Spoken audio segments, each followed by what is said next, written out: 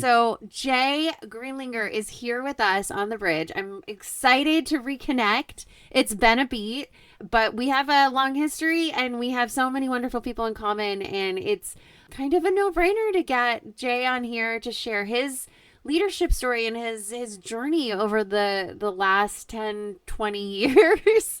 Jay, we'll have your bio in the show notes, but why don't we start with just kind of what you've been doing for the last chunk of time and where you're at and kind of what you're bringing to educators that might be listening. Thanks, Kate. And it has been, I know Mm-hmm. it's been a couple decades, which is like bothersome, as to say, because then people will think we're aged. But Okay. yeah, my path has been pretty, I think, an ordinary path. I started working in summer camps, which made me think, gosh, I want to work with kids all the time. So I became a teacher. Oh, Yeah. And, I was a teacher for a while and I said, gosh, I think I could affect more kids if I were an administrator. And I became a mm. dean at a middle school, which is like, could be its own podcast of people who work in middle schools. Right here, middle school history Yeah. teacher, 10 years.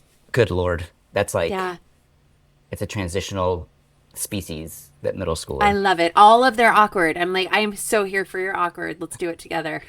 Yeah. I think middle school, what I've learned is that middle school teachers and kindergarten teachers, and now maybe TK teachers as Yeah. well, are like a Yeah. Yeah. different Yeah. breed of professional. It should be its own credentialing program. I think it's It different. really But should. anyway, I think it's different too. yeah. And so, I went from a dean of students to principal. And then we really, during the next phase, when I was director of technology for a school district, is when I think I was most connected with you and with Q and all the Yeah. great work that transitional time when all of a sudden we started handing devices to every kid and teacher and said, here you go, Yeah. here's the internet, right? We give everyone free reign of the internet, which is Yes. interesting because now all I read about is taking away free reign to the internet and getting Oh my kids back gosh.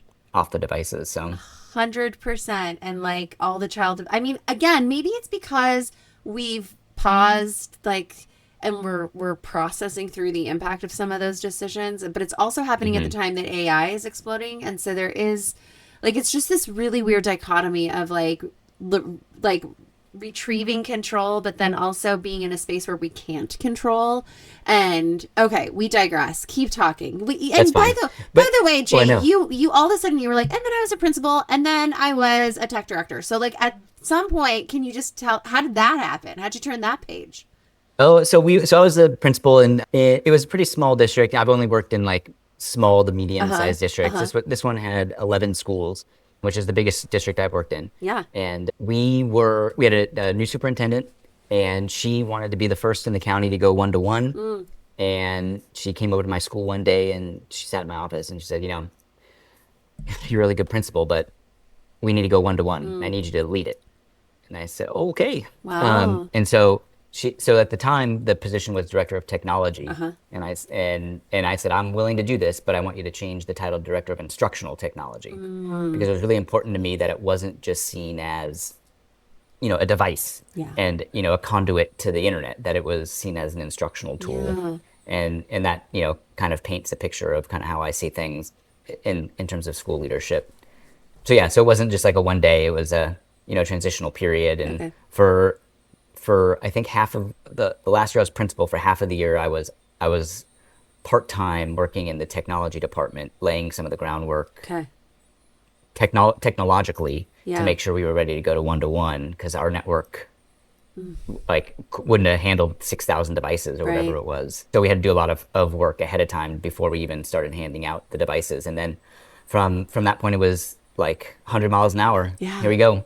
Here's every devices. And then, at that time, that was the time of the age of the TOSA, Oh as I like to call yes. it. Yeah. And so I had a great group of TOSAs, many of whom are now principals and Yeah. or directors, and they got their first dose of leadership. But Yeah. then also we were really able to keep an instructional focus on that time. And yeah, so there's a lot of commonalities with what I see right now Yeah. and the age of AI, right? Yeah. So I remember teachers saying, well, they're just going to Google the answers, Right. and now they're just going to say, well, they're going to chat GPT the answers. Right. I don't know if there's a difference. I don't Yeah. know if at one point they said, well, we can't give them Encyclopedia Britannicas. All the answers are in there. I don't know. Is Right. there a difference? I'm not sure. Yeah, no, I have thought about that long and hard too, and I just happen to be in a position here in Santa Barbara where I was leading the tech charge for our county when ChatGPT dropped in 2022, was it 2022, 23? I think it was 23, November of Ish. 23. Yeah. Yeah, no, it was a day. It was a day. I feel like it was like November hmm 16th or something crazy like that. Like, oh my gosh. Anyways, and yeah, I think it's the pace that it's happening. As a TOSA that kind of lived, like I was a previous TOSA. I became a TOSA in a small school district in Northern California in 2013, and so with just I had passed an admin credential test, and so I that was my only like permission to lead that I had gotten, and I felt, I mean, I feel like when I was in the classroom and all the tech apps were dropping, like there seemed to be more of like a, like I was still in control of what I was bringing to the kids and what I was exposing them to because they weren't getting it all on their own. Whereas now with AI, I feel like it's happening to the teachers and they're not in control of it. And it's happening to the leaders. And I don't know if that's something you've seen in your own more recent journey. And maybe we can actually talk about that a little bit. Like, so the AI stuff when as a school leader, what did that look like? Yeah, and it's tough too because when we talk about like the age of Google, right? Yeah. When you go back to 2013, Yeah. 2014, and we started giving all the students devices, Yes. we were at least still in control of their access, right? Not every kid had a mobile device. Many did, but not all. Now, in pretty much every community, every student There's a has lot. their own personal device, and so you can't control access like you used to be able Yeah. to. And so I think that's what really gives teachers pause Yeah. because they're no longer in complete control. And I'm not saying this is a negative thing. It's not. It doesn't. I don't want it to sound like it's derogatory. Yeah. But as a teacher, you're orchestrating a learning experience, Yeah. right? And so that's part of the job is you're orchestrating what's happening in some fashion. Even if you're a full constructivist, Yeah. you're still providing a scaffold for the experience. And so without having influence or control over what the students have access to, it makes it a little bit more challenging and uncertain for teachers because, and I think this is, my wife's a teacher. I've got 4 kids in high school. Like I see a lot Yeah. from that point of view as well. And I think making sure that we know the authenticity of work is important. And I think that's what teachers are looking for is how do I know this is authentically from this student? And I think that's a challenge and it's hard because teachers don't have the training or the tools to determine that. Yeah. And we try, right? We give them like turn it in, and I know there's other tools that, can assess whether a written piece was crafted by generative AI, but there's also a lot of false positives. Yeah. So it's hard, and I think it's more complex than the Google age Yeah. when we were just worried about kids Googling the answer, right? Yeah. And there's always been a sense of that. I remember when an app came out that you could just hover over a math problem and it would do all the work for you and give you the answer and like show you the steps. And you just had to copy down the steps and copy down the answer. And Yeah. look, I solved this equation, which is probably that was available when I was in Algebra 2 or whatever, I would have done that. I would have taken advantage of that Totally. 100%. Well, it's way better than doing all the work, right? Right. And so I think that's what gets to teachers' hesitations of Yeah. I want kids to learn how to use these tools, but not rely on Not them, rely on them. Yeah, that's and a not and good. to not replace learning with these tools, and that's the hard part. So, it sounds like your leadership journey took a pretty traditional path, with the exception of like, oh, come be a tech director for the district at the tail end. Yeah, But well, do that you- wasn't the tail end. That was halfway through. Oh, That was halfway through, right? Oh yeah, we got off topic. We started talking about AI. Okay, back to that. Tech director. So after being a tech director for a handful of years, Uh-huh. I really wanted to get back into curriculum and instruction 100%.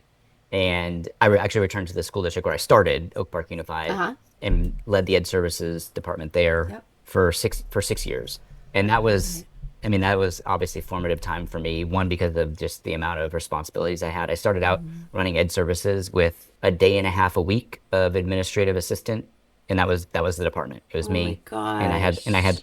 I had Linda O on Tuesdays and half of Wednesdays, Oh. and so, which was great because I had to learn everything about everything Yeah. from preschool to AP calculus. Wow.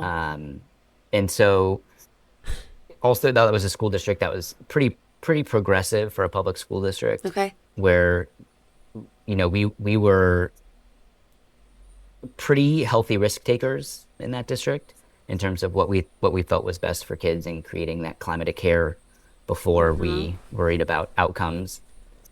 And so we made a big focus on student wellness, physical and social emotional, and then we environmental education and educating for sustainability were top priorities in the school district. And so we were really able to chase a lot of the things that mattered to kids and mattered to the community in a nice small neighborhood school district. So I did that for 6 years, and then the ed services changed over that time because the advent of the LCAP occurred, Yeah. which was something. That was something for all the folks who are involved in LCAP writing. Bless you. So the age of accountability really came full bore, and then following the pandemic and our return from the pandemic, we had ESSER, we had Mm-hmm. ELO, Mm-hmm. we had the LRBG, we had, gosh, I could name about 6 of those plans that we had to create, to Mm-hmm. show accountability for student learning, Yeah. and so anyway, so that changed the job a little bit of Ed Services, Yeah. where accountability was really first and foremost Is that the before influx of money that was coming in a lot during of it. I that mean, yeah, time? all those plans were tied to money. So like the Yeah. Yeah. ELOP and the ELOG came out, and that was Yeah. tons of money. And Yeah. then the Learning Recovery Block Grant was a ton of Yep. money. Yep. And then the ESSER, Esser. the recovery funds were Yeah. a huge. It's all So they were all tied to interesting. money. And people don't like when, right, like there's this other side of it where, of course, you have Hmm. to be held accountable, but geez Louise, to the point of where it just kind of strips the humanity away. That's a lot. Well, I mean, basically every board meeting we had 2 a month. Every board meeting, I was doing like administrative presentations Uh, with plans and budgets and yeah. how we're going to measure impact and all these things, which Mm, was great because I really honed my like data collection and data reporting yeah. skills and my budgeting skills. The CBO and I, shout out to Adam Rauch, we were like two peas in a pod. Our offices were right next to each other so that we could, I mean, because everything I did cost money, Yeah. right? And every dollar I spent, he had to account for. So Yes. we, I think it felt a lot like what it felt like when we had categoricals, where it was, Mm, you had to really pay attention to where you were spending those dollars and on what, and did it meet this criteria. yeah. But then adding the goal-oriented approach that all of those plans had, outcomes and goals, really increased accountability, and which I think was fine, right? You give us, you increase our district budget by 25% over the Yes. course of however many years. Like you better hold us accountable for that, because I'm sure it's Right. easy to waste it. But we were able to spend it on things that really mattered to kids, and we built an infrastructure for MTSS, for multi-tiered system of support, Mm-hmm. that was able to be sustained after the funding went away. And so that Mm, was super important because we didn't have a good structure before then. And so we were able to use those funds to build a structure and make it something permanent and not a temporary program that would have gone away when the funding ended. So, using those opportunities to create something substantial and lasting yeah. is what it's all about, right? Because, Yes. today 200 kids in that school district are going to get academic support because of the program that we were able to build. So that's what it's all about, obviously. I totally agree. In fact, I was able to work with an organization called Take Action Global, and one of the big pushes that I saw was, gosh, there's all this ELOP money, and this is such a great opportunity for schools and districts to like learn about this global action work actually implement projects that are sustainable past the ELOP money, because those monies are not going to be available forever. And so everything you just said totally resonates. And I think it's interesting to me to hear you, like, your energy shifted when you started talking about when you started dropping the acronyms, and it really did. I could feel it. And it's like you went into a headspace of like operations and logistics. And it's bound to have administrator, right? And as a classroom teacher, there's just such a wide disconnect between, gosh, this is what I want, this is what my students want, versus like everything you just described. You're like, every dollar I spend has to be accounted for in the business office. Like, that is just the way this works. So it's interesting to me to also hear you say, like, no, we have been centering student wellness. We've been centering environmental education. So like, how did you stay true to those areas of impact when you're also wearing all the operational and administrative hats? I mean, in that role, in that district at that time, it was very easy because our superintendent we were all enacting the same vision. Our board was unanimously behind that vision. Amazing. And they were the biggest champions of that vision. And so, in the climate and culture of the school district that time was super healthy, where and it was also like a right-sized district. So I've always felt very strongly that about what I call like a right-sized district. And that's a district where I can just get in my car, drive for a couple minutes, stop by the classroom of the person who asked the question and say, hey, Russ, let's just talk this out. Like, let's just figure it out. And so, because I think it's all about relationships, right? And I know that there are districts that have multiple layers, where the person in charge of ed services isn't going to go drive over or walk over to a school and talk to the teacher, just because there's so many layers and of responsibility in between. So I think that's part of it too, is that there was no one could doubt motive or commitment to the students. Our motive was what we all believed to be our vision for the best way to serve students. And if there's disagreement about how to get that, let's talk it through. And if we end up and you still don't agree with me, that's okay. We could be agreeable in our disagreement, and then move forward. Yeah. And I think that was just like that's kind of the ethos of the school district, is that we didn't always agree. There wasn't unanimity in everything we were doing. Yeah. But we were big on building consensus and having distributed leadership, so that there's a lot of decision makers and a lot of input. I think a common refrain from those at the school site or the classroom is like, the district's just making decisions without, thinking about what it feels like at the school site. And, my hope would be that no one ever look back and say, oh, Jay was just sitting in his office making decisions about what we're doing. He came to my classroom, he talked to me, he set up a meeting and we just talked it out. And now, I understand why he did what he did. I still don't like it, but I understand it. Right. And I think that kind of just professionalism and care for hearing people out and for everyone being participatory is a big part of, I think, leadership. And I think you'll find districts that are considered to be, successful or high performing or whatever adjective matters. You're going to find that in the leadership style of the people who are making decisions. So what now? So after that, after ed services, I felt like I've been following this kind of straight line path, right? Teacher, dean, principal, director, ed services. I had no desire to be a CBO, like zero. That is not, I don't bless those people, but I don't think I could go every day and be excited about the business office. I'm glad it's there, and I'm glad there's really smart people doing all those things, and we rely on them greatly. But that wasn't what I wanted to do. So, I said, okay, well, the only other aspect of the school district that I don't have much experience in is human resources. So I took a position as a director of personnel and pupil services. So personnel being HR, and then pupil services like student welfare, enrollment, discipline, all those things. Okay. And the person who I was supposed to serve under and learn from, the assistant superintendent, took another role. And so I kind of got thrown in to running these, heading these two departments in personnel. Wow. So did you And take so over became, that position? a few months later, I became the assistant superintendent. Whoa. Yeah, which was a whirlwind. It was great, very exciting, but it was a whirlwind. And it was like two fire hoses that I was drinking from. Yeah. And then, I've always been a learner and I've always learned in the roles I've been in, but I've always had like a substantial amount of what I needed to know already, logged. And so, I'm filling in gaps. I was learning major, aspects about labor relations and negotiations Wow. and staffing, formulas and all these things that I had to learn Yep. on the fly, which was very stimulating because I enjoy learning. So for 3 years, worked in that role.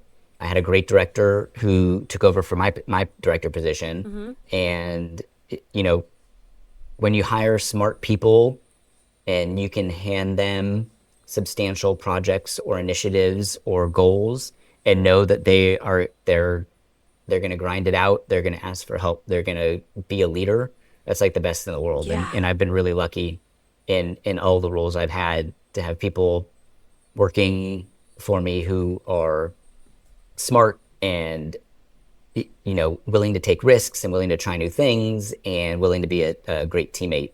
And so that's part of part of the joy of leadership is building other leaders. Yeah. And so in my ed services role, the person who worked under me took over in my position. And then the person who worked under me as my director in personnel is now an assistant superintendent of personnel in a neighboring district. So, building up leaders, recognizing leadership potential, building up Yeah. leaders is a huge piece of leadership in itself. And it doesn't, you don't have to be an assistant superintendent to do that. That happens in the classroom. It happens Yeah. on the school site every day. Every day. How did you get good at hiring people? You know, I feel like a skill I've had since I was a kid is like being able to read people and really get to understand people quickly and kind of see through to who people really are.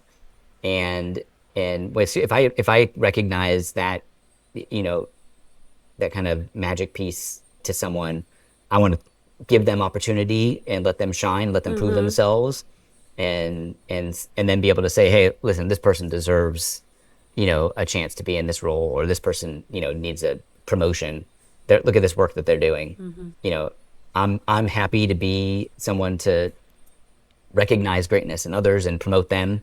I don't need the accolades and the limelight. I feel better giving it to someone and watching someone else be, lauded than the feeling I get when I get recognized. That's not that common. And that's no, and it's probably weird that like people, my wife thinks it's crazy, that I don't I think want it's attention awesome. or yeah, and maybe it's just like it's a discomfort with being in front, Yeah. I guess it's like that imposter syndrome, Sure. people talk a lot about. Yeah.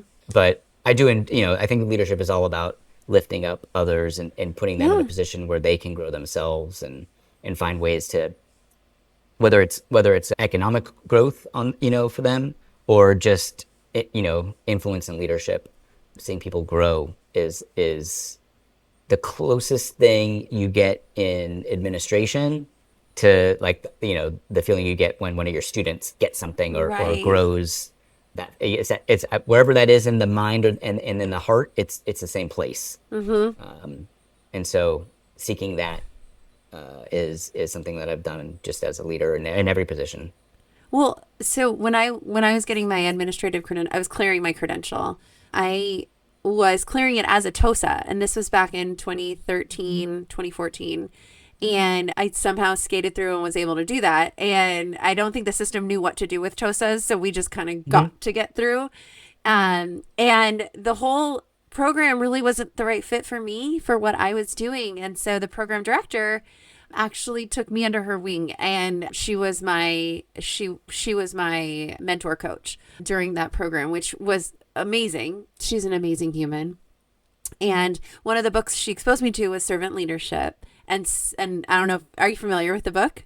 Oh yeah. Yeah. I mean, everything you just said is servant leadership. And I felt like it was so formative for me as a leader at that time to go, yeah, this like it really like I shine when you shine. Like we shine. Like this is just it. And that's been part of what's carried me through all of the work I've done with teacher leadership is like the moment you feel confident with your students, the moment you see the lights go off in their eyes, though that's the moment that we know we've done something right. And so I'm wondering, like, obviously, like you've held all the right positions to be in all the right places. Like everything you just said, I'm like, this is textbook someone who's ready to be the superintendent, who's ready to rock it out. Like what is happening now?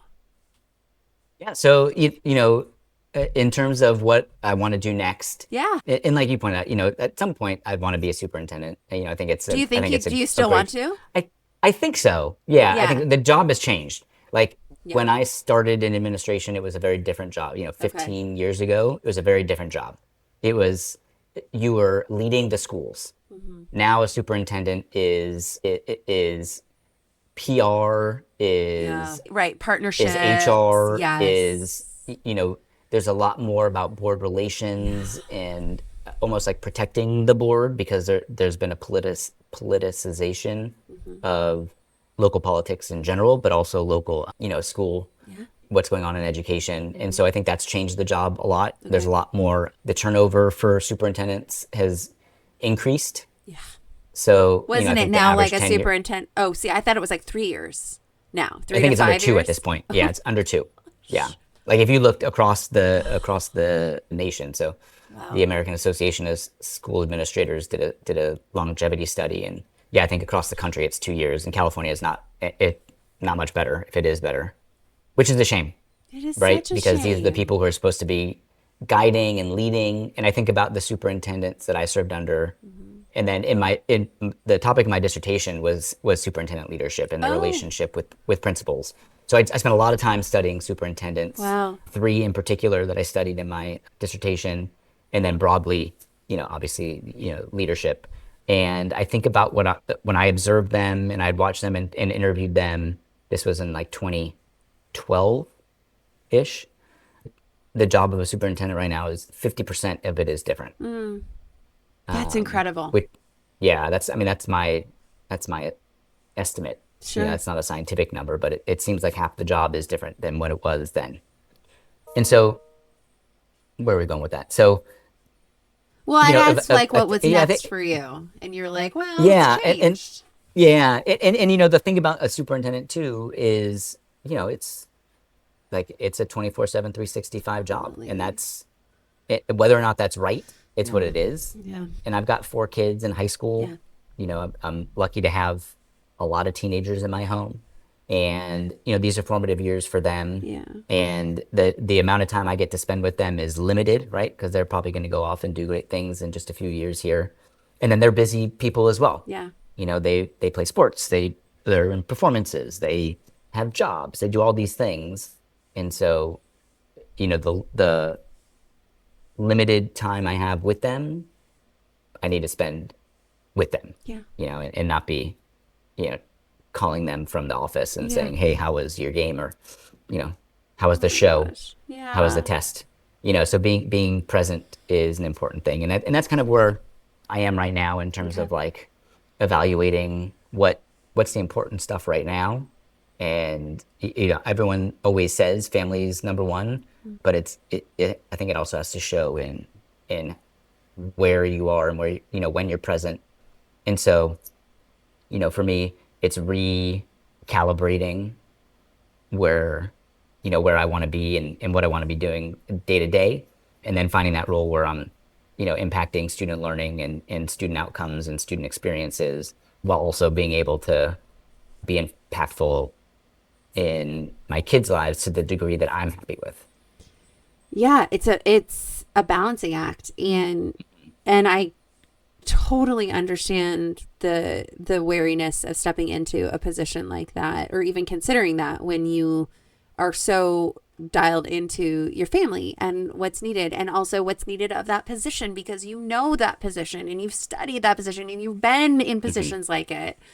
So how do you how do you like what's your purpose now? What is it that you see, like putting the position aside, like Huh. knowing that the position is going to be aligned to the purpose. You need to kind of be focused. You need to be able to identify and focus on the purpose. So what is it that you see as being your purpose right now? Besides your But I think family, of yeah, course. yeah, yeah. I think for, work wise, or what, Yeah, with work. between the hours of 8 and 5, Yeah. I think really being in a place where you can meaningfully impact what students learn and how they learn it, and then how teachers teach and what they have as support for that. Okay. And so being more involved in the teaching and learning side, whether it's specific, to literacy, or Yeah. environmental education has always been a place where I found the most potential impact. Like saving the world, quite literally. I think Right. we say that jokingly. This lesson could save the world, right? You might teach the right child at the right time the right thing that will put them on a path to Exactly. solving a climate based problem that otherwise would lead to disastrous outcomes, which is Right. a whole other set of podcasts. But nonetheless, it's true, right? It's so If we don't true. make corrections, the fires we experience. You're not too far from us. You experience the brush fires. They'll get Yeah. more intense, and the storms get more intense, and everything gets more intense.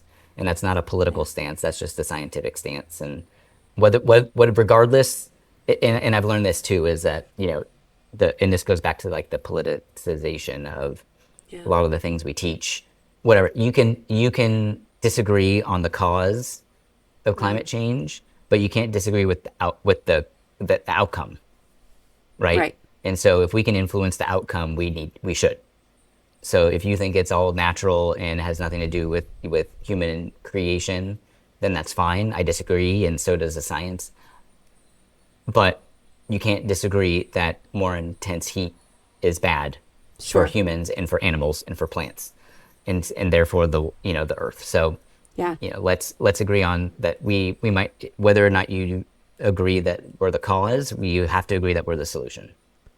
Oh, I love that.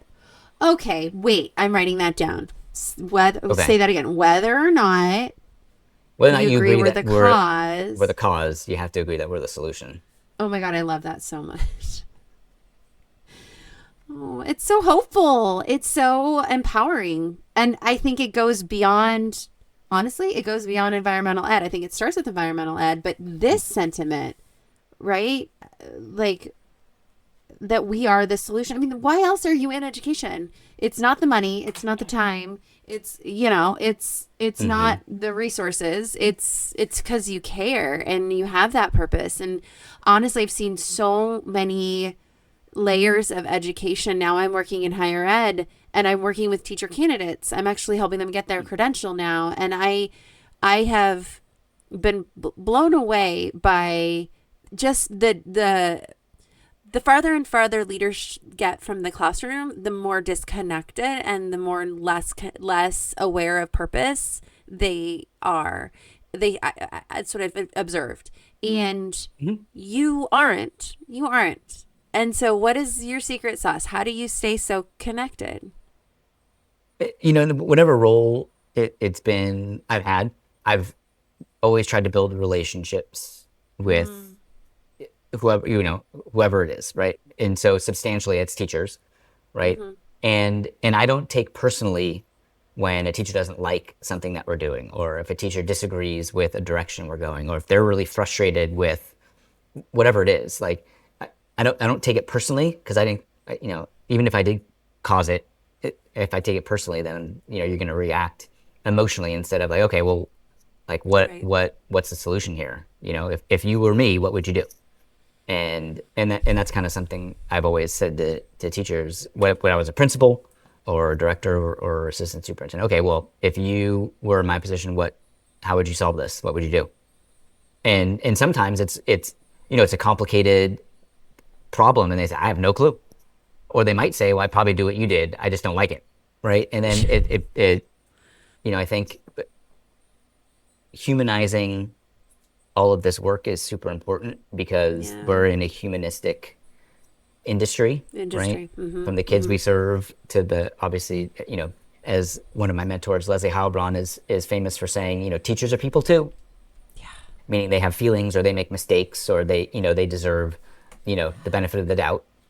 And so I think that's part of it. And I, again, I've always talked about working in right-sized school districts I love that so that, idea. Mm-hmm. I've never worked in a district where I couldn't just drive for like 6 minutes and reach every school in the district.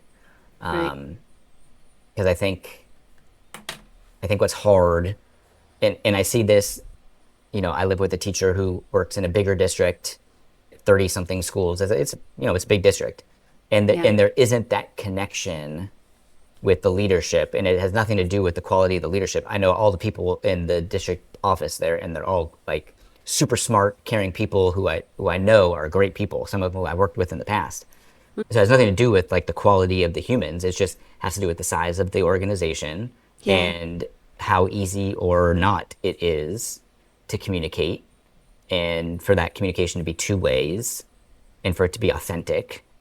So I think that's a big piece of, for me, Mm. staying grounded is just those relationships and those conversations and those disagreements. And, I'll never walk away, just like at home, I'll never walk away from a conversation, disagreeing, in a disagreement.